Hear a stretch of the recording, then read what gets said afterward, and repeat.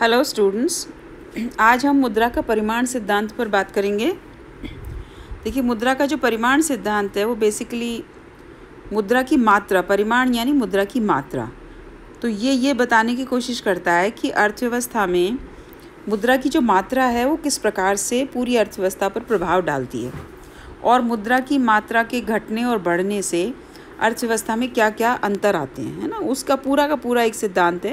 क्योंकि देखिए, हमने मुद्रा का चैप्टर किया तो आप ये समझ ही गए होंगे कि मुद्रा अर्थव्यवस्था में कितनी महत्वपूर्ण चीज़ है। वो ऐसे है जैसे नसों में खून बहता है, ऐसे अर्थव्यवस्था में मुद्रा बहती है और मुद्रा के बहने और उसके तौर तरीके से ही अर्थव्यवस्थाओं की स्थितियाँ डिटरमिन होती हैं।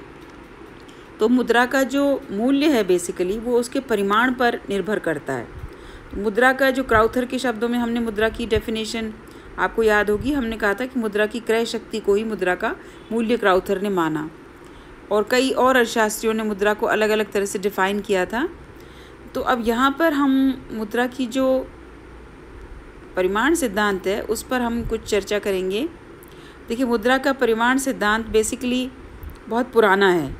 जो मुद्रा की मात्रा है वो शुरू में भी बहुत 1566 में जीन बोदी नाम के एक फ्रेंच इकोनॉमिस्ट हुए, उन्होंने मुद्रा की मात्रा पर बात की और सिद्धांत दिए उसके बारे में।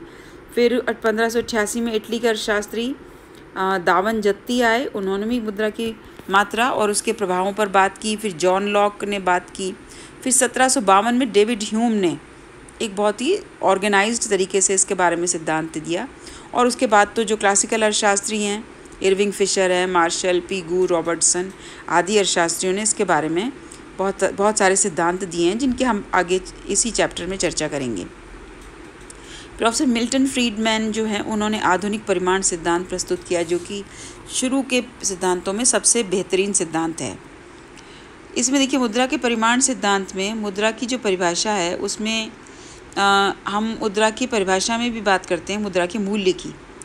तो मुद्रा का परिमाण सिद्धांत जो है वो ये कहता है कि मुद्रा का परिमाण यानी मात्रा, आप याद रखें, है ना। मुद्रा के परिमाण और सामान्य कीमत स्तर, जो कीमतें हैं या बाज़ार में जो सभी वस्तुओं की कीमतों को मिला करके हम एक एवरेज कीमत स्तर निकालते हैं, जिसको हम अर्थशास्त्र में सामान्य कीमत स्तर का नाम देते हैं। तो सामान्य जो कीमत स्तर है उसमें एक प्रत्यक्ष और आनुपातिक संबंध है मुद्रा के परिमाण से, है ना। तो यानी कि मुद्रा की मात्रा या मुद्रा का परिमाण और मुद्रा का मूल्य विपरीत आनुपातिक संबंध है इसमें। इसका अर्थ ये हुआ कि मुद्रा की मात्रा के बढ़ने से मुद्रा का मूल्य गिरता है और मुद्रा की मात्रा में कमी होने से या मुद्रा के परिमाण में कमी होने से कीमत स्तर उसी अनुपात में बढ़ जाता है ना। तो ये देखिए, इसमें J.S. मिल इस बारे में ये कहते हैं कि यदि अन्य बातें समान रहें तो मुद्रा का मूल्य उसकी मात्रा की विपरीत दिशा में परिवर्तित होता है। मुद्रा की मात्रा में प्रत्येक वृद्धि के मूल्य को उसी अनुपात में घटाती है और मुद्रा की मात्रा में प्रत्येक कमी मुद्रा के मूल्य को उसी अनुपात में बढ़ाती है। इसी तरह से A.C.L. डे ने कहा कि मुद्रा के परिमाण सिद्धांत से ये ज्ञात होता है कि कीमत स्तर में मुद्रा की मात्रा में होने वाले परिवर्तन के प्रत्यक्ष अनुपात में परिवर्तन होता है। फिशर भी यही कहते हैं कि अन्य बातें समान रहें तो मुद्रा का परिमाण बढ़ने पर कीमत स्तर उसी अनुपात में बढ़ता है और मुद्रा कम होने पर उसी अनुपात में विपरीत कम होता जाता है ना। तो अब इसको हम इस तरह से देखें कि मुद्रा का जो परिमाण सिद्धांत है उसको दो तरह के सिद्धांत प्रमुख रूप से दिए जाते हैं। एक तो नकद व्यवसाय का, जो कि फिशर का समीकरण है, और दूसरा नकद शेष का, जो कैम्ब्रिज अप्रोच है। जो अब देखिए, सबसे पहले हम ट्रांजैक्शन अप्रोच जो फिशर्स की इक्विलिब्रियम इक्वेशन है उस पर बात करेंगे।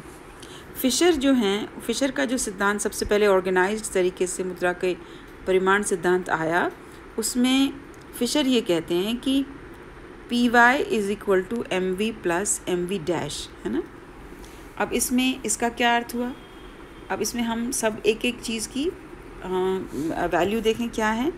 P जो है वो प्राइस, सामान्य कीमत स्तर को इंगित करता है। Y जो है वो राज्य की आय को इंगित करती है और यानी कि अब ऐसा समझें आप, पी वाई अर्थात मान लीजिए टोटल जो करेंसी है वो, मान लीजिए टोटल इनकम 100 रुपया है और वस्तुओं की कीमत 5 रुपया है, तो 500 रुपया हो गया। ठीक है, इस तरह से। अब वो किस पर निर्भर करेगा? एम यानी करेंसी की प्रचलन में, एम यानी कि मुद्रा की मात्रा, है ना, मनी इन सर्कुलेशन। वी यानी प्रचलन में मुद्रा की मात्रा का चलन वेग। इसको हम समझें, चलन वेग क्या है कि एक मुद्रा एक वर्ष में कितने हाथों से गुजरती है, वो ये डिटरमिन करेगा कि मुद्रा की मात्रा एक्चुअली क्या होगी। मान लीजिए एक 100 रुपये का नोट है और 1 जनवरी को 100 रुपये का नोट बाज़ार में आया। अब वो जब बाज़ार में आता है तो मान लीजिए आपके पिताजी को सैलरी मिली 100 रुपया। वो 100 रुपया पिताजी राशन लाए तो राशन की दुकान वाले को इनकम हो गई। फिर राशन की दुकान वाले ने अपने बच्चे की फ़ीस जमा कराई उसी 100 रुपये के नोट से, तो वो स्कूल वाले की इनकम हो गई। फिर स्कूल वाले ने उसको कमरा बनवाया तो कंस्ट्रक्शन में सीमेंट वगैरह का पेमेंट किया 100 रुपये का। तो समझे आप, वही 100 रुपया एक हाथ से गुजरा, फिर दूसरे हाथ से गुजरा, फिर तीसरे हाथ से गुजरा। इसको हम कहते हैं मुद्रा का चलन वेग, है ना, किस वेग से, किस रफ्तार से मुद्रा चलती है। अब मान लीजिए मुद्रा का चलन वेग 10 है और एक 100 रुपये का नोट इकोनॉमी में है, तो वो 10,000 रुपया हो गया। 100 इंटू 10 है तो 100 इंटू 10 यानी 1000 रुपया। यानी मुद्रा जो 100 रुपया है वो बेसिकली मुद्रा की छपी हुई मात्रा तो 100 रुपया है, लेकिन 10 हाथों, एक ही वर्ष में अगर वो 10 हाथों से गुजर गई तो वो क्या हो जाएगी? 1000 रुपया हो जाएगा, यानी कि पी वाई 1000 रुपया। अब एम में हम कौन सा जोड़ते हैं? अब खाली मुद्रा, वही मुद्रा तो नहीं चलती जो कि छपी हुई है, बैंक मुद्रा भी चलती है जिसको हम साख मुद्रा कहते हैं, तो उसको हम एम डैश, चेक्स चलते हैं, हुंडी चलती हैं, डिबेंचर्स चलते हैं, तो उसको हम एम डैश और वी डैश, है ना, उनको, उसका भी चलन वेग। तो 2 तरह की मुद्राएं हो गई, एक तो बैंक की मुद्रा और एक छपी हुई मुद्रा। तो एम, वो भी मुद्रा का ही काम कर रही है, तो M V plus M dash और वी डैश, ये टोटल मनी हो गया इकोनॉमी में। ये किसके बराबर होगा? इनकम इंटू प्राइस लेवल, तो इसके बराबर हो जाता है। ठीक है, अब अगर इसको हमें प्राइस का लेवल पता करना है तो वाई को हम इधर ले आएंगे, अपॉन वाई हो जाएगा। ठीक है, यानी प्राइस जो है इकोनॉमी में वो किससे डिटरमिन होगा? M V plus M dash V dash upon Y, है ना।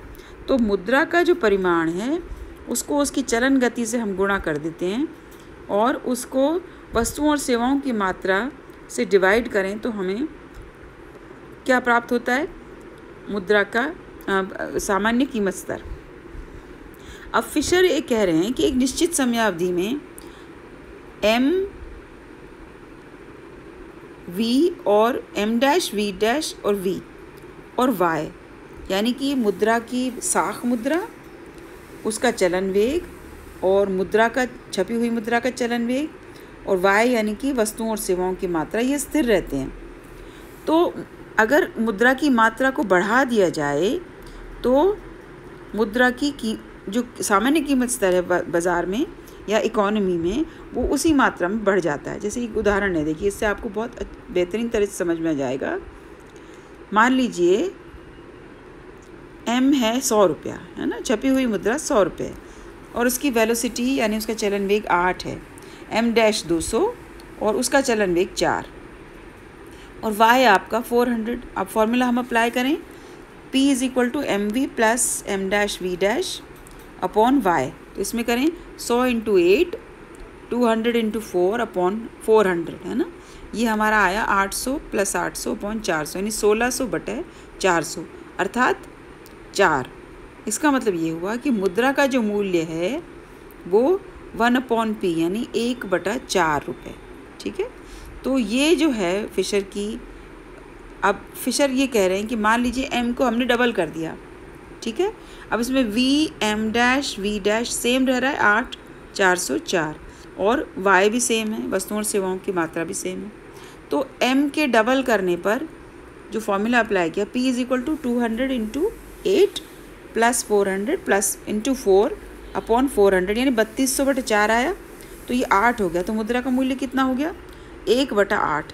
यानी कि मुद्रा की मात्रा को डबल करने पर मुद्रा की जो कीमत, जो वैल्यू थी वो आधी रह गई, है ना। डबल किया तो विपरीत संबंध है, आधा रह गया, ठीक है। अब इसमें हम डायग्राम में देखें, ये quantity of money demanded M1 M2। जैसे ही M1 से मुद्रा की मात्रा M2 हुई, वैसे ही प्राइस लेवल P1 से P2 हो गया, ठीक है। प्राइस किसका फंक्शन है? Price is a function of money in money, जो क्वांटिटी ऑफ मनी है उसका फंक्शन है। यानी क्वांटिटी ऑफ मनी जो है उसको बढ़ाते ही प्राइस लेवल बढ़ जाते हैं। कब? जबकि वस्तुओं और सेवाओं की मात्रा स्थिर रहे। अब इसको हम इस प्रकार से देखें कि फिशर जो हैं वो ये कहते हैं कि मुद्रा की पूर्ति और मुद्रा की मांग की अवधारणाओं को इस प्रकार से रखते हैं कि मुद्रा की सप्लाई क्या है? मुद्रा की सप्लाई है मुद्रा की पूर्ति, यानी कि M+M', है ना। जितने नोट हैं या सिक्के हैं दोनों मिलाकर के, और साख मुद्रा, वो टोटल मनी होगी।